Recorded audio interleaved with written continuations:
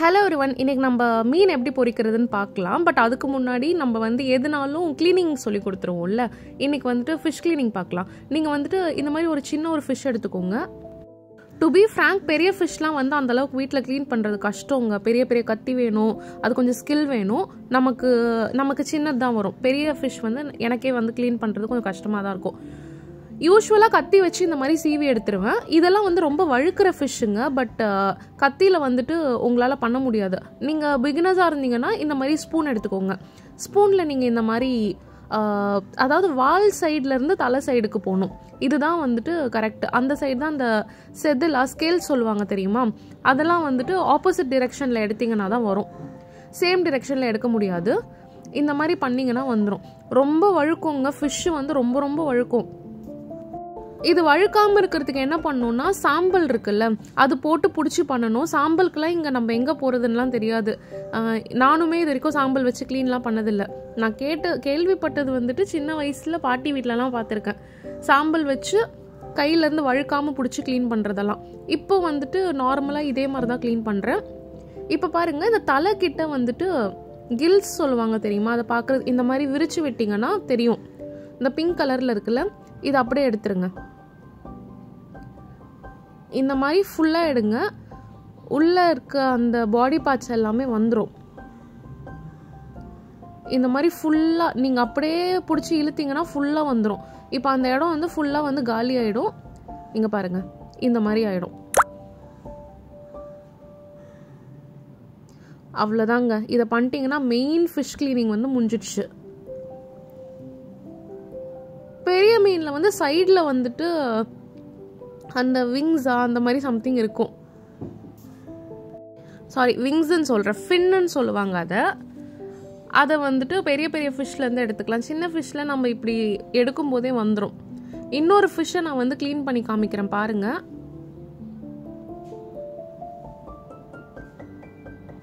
இதுதான் வந்துட்டு easy fish cleaning. இதுக்கு மேலே ஈஸியாக பண்ண முடியுமான்னு எனக்கு தெரியல.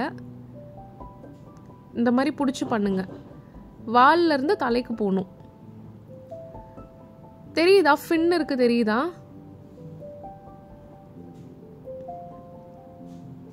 ஸோ அவ்வளோதான். இந்த மாதிரி எடுத்து விட்டுட்டிங்கன்னா வந்துடும்.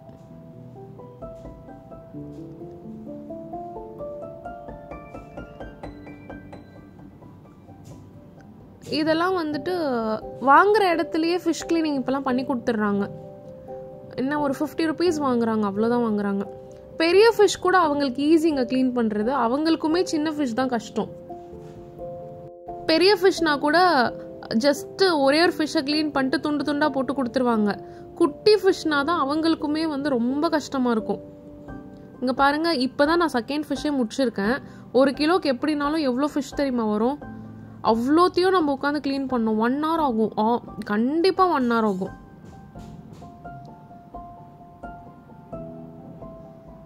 இதெல்லாம் பண்ணும்போது கிச்சன் ஆக்சிடென்ட் சொல்லுவேன்ல, லைட்டாக இந்த முள்ளு குத்துறது கூட டைப் ஆஃப் கிச்சன் ஆக்சிடென்ட் தாங்க. எல்லாரும் சொல்லுவாங்க இதெல்லாம் பார்க்கலன்னா எப்படி சமைப்பாங்கன்ட்டு. பட் சொல்கிறவங்கள வந்துட்டு இதுதானே சின்ன காயம் தானே அப்படின்னு சொல்கிறவங்கள வந்துட்டு என்ன தெரிக்க விட்டாலோ இல்லை வந்துட்டு இந்த முள்ளெல்லாம் குத்துச்சுனாலும் அவங்க உட்காந்து அழ ஆரம்பிச்சிருவாங்க. ஸோ எல்லாமே கேர்ஃபுல்லாக தான் இருக்கணும். சின்ன விஷயம் கூட கேர்ஃபுல்லாக தான் இருக்கணும். இந்த முள்ளெல்லாம் நகத்துக்குள்ளெல்லாம் குத்துனாலாம் செம்மையாக வலிக்கும். அதனால் ரொம்ப கேர்ஃபுல்லாக பண்ணுங்கள். இங்கே பாருங்கள், நான் வந்து பண்ணி வச்சுட்டேன். இதில் மெயினான விஷயம் பார்த்தீங்கன்னா இந்த கல்லுப்பு போடுறதுங்க. கல்லுப்பு மஞ்சள் போட்டு இந்த மாதிரி வந்து பெரட்டி விடணும். நான் வந்து ஒரு 1/4 கிலோ ஒரு அதுக்கு மேலே தான் மீன் எடுத்திருக்கேன். Just rasam, rice and fish ஃப்ரைக்கு. நீங்கள் எவ்வளோதான் ஃபிஷ் வாங்கினாலும் 1 கிலோ ஃபிஷ்ஷெல்லாம் யாராலும் சாப்பிட முடியாதுங்க. 4 ஃபிஷ்ஷுக்கு மேலே. அதுவும் இது வந்து ஃபுல்லாக முள் இருக்க ஃபிஷ்ஷு. முள் எடுத்தே டயர்டாகிடுவோம். அதனால் நிறைய பொரிக்கிறீங்கன்னா பார்த்து பொரிங்க, எப்படினாலும் வேஸ்ட் ஆகும். இப்போது இதை வந்து இந்த மாதிரி நீங்கள் பெரட்டி விடும்போது என்ன ஆகும்னா, அந்த ஸ்கேல்ஸ் ஒட்டிகிட்டு இருக்கிறது ஆர் நீங்கள் ஒழுங்காக க்ளீன் பண்ணாத ஸ்கேல்ஸு இதெல்லாமே வந்து வந்துருங்க. இப்போ நான் வாஷ் பண்ணி எடுத்து வச்சிட்டேன். ஆஸ் யூஷுவல்ங்க, மஞ்சள் தண்ணியில் ஒரு வாட்டி நல்லா வாஷ் பண்ணி எடுத்துட்டோமா, நெக்ஸ்ட்டு வந்துட்டு நார்மல் தண்ணியில் 2 வாட்டி வாஷ் பண்ணி எடுத்துக்கோங்க. அவ்வளோதான். 3 times வாஷ் பண்ணி எடுத்துட்டிங்கன்னா மீனோட ஸ்மெல் போகுமான்னு கேட்டிங்கன்னா கண்டிப்பாக கிடையாதுங்க. ஃபிஷ்ஷோட ஸ்மெல்லுன்றது நீங்கள் என்ன வாஷ் பண்ணாலும் போகாது. அது என்ன சொல்கிறது, வறுக்கும்போது நல்ல ஒரு ஸ்மெல் வரும். நெக்ஸ்ட்டு வந்துட்டு இப்போ நம்ம ஊற வச்சுருவோம் ஃபிஷ் ஃப்ரைக்கு. ஃபஸ்ட்டு வந்து சால்ட் போட்டுக்கிறேன். நிறைய டைப் ஆஃப் ஃபிஷ் மேரினேஷன் இருக்குது, நீங்கள் எது வேணாலும் சூஸ் பண்ணிக்கலாம். நீங்கள் ஒவ்வொரு வீடியோ பார்க்கும்போது ஒவ்வொன்றும் புதுசாக தாங்க இருக்கும். உப்பு, மஞ்சள் பொடி போட்டிருக்கேன். அதுக்கப்புறமா அந்த குழம்பு மிளகாத்தூள் போட்டிருக்கேன். இப்போ வந்துட்டு இந்த தனி மிளகாத்தூள் போட்டிருக்கேன். இதுக்கப்புறமா வந்துட்டு நான் வந்துட்டு லெமன் புழிஞ்சு விட்டுட்டேன். பட் கொஞ்சம் குக்கிங்க்கு அப்புறம் நான் நோட்டீஸ் பண்ணது என்னென்னா, ஆல்ரெடி ஒரு வீடியோவில் நான் சொல்லியிருக்கேன், என்னோடய எம்பிபிஎஸ் ஃப்ரெண்டுக்கு சமைக்கிற வீடியோவில், லெமன் நம்ம புழிஞ்சு விட்டோம்னா கொஞ்சம் கசக்கிற மாதிரி இருக்குது. அதனால் நம்ம என்ன பண்ணோம்னா லெமன் புழிஞ்ச உடனே சமைக்கணும். அப்படி இல்லை நீங்கள் ரொம்ப நேரம் ஊற வைக்கிறீங்கன்னா லெமன் வேணால் நீங்கள் பார்த்து பண்ணுங்கள், பட் கண்டிப்பாக கசக்குது. அதுக்கப்புறம் ஜிஞ்சர் கார்லிக் பேஸ்ட் போட்டு நல்லா மேரினேட் பண்ணிவிட்டு இந்த மாதிரி விட்டுருங்க, சரிங்களா? நான் வந்துட்டு ஒரு 15 மினிட்ஸ் தாங்க விட்டேன். நான் கரெக்டாக ஒர்க் முடிச்சுட்டு வந்துட்டு சமைச்சு சாப்பிட்றது கரெக்டாக இருக்கும். ஸோ 15 மினிட்ஸ்க்கு மேலாம் நான் ஊற வைக்க மாட்டேன். ஆயிலில் நல்ல ஒரு டீப் ஃப்ரை பண்ணுங்கள். இது டீப் ஃப்ரையா ஷாலோ ஃப்ரையா சம்திங். ஸோ இந்த மாதிரி பண்ணிங்கன்னா இது டீப் ஃப்ரை கணக்கு தாங்க வரும், ஷாலோ ஃப்ரை கணக்கு வராது. ஏன்னா நம்ம நல்லா தான் ஆயில் போட்டிருக்கோம், கொஞ்சம்லாம் இல்லை, இது நிறைய ஆயில் தான்.